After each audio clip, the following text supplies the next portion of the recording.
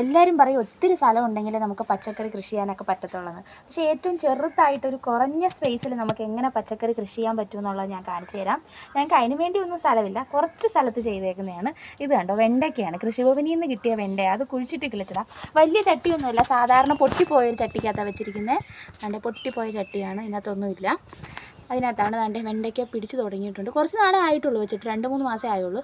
പക്ഷേ പിടിച്ച് തുടങ്ങി ദാണ്ടെ വെണ്ടയ്ക്ക. വലുതാകുമ്പോൾ കാണിച്ചു തരാം വെണ്ടയ്ക്ക. പിന്നെ ദാണ്ടെ ഇത് പയറാണ്. ഇതും വലിയ സ്പേസ് ഒന്നുമില്ല, ദാണ്ടെ പൊട്ടിയൊരു ചട്ടിയിലാണ് ഇതും വെച്ചേക്കുന്നത്.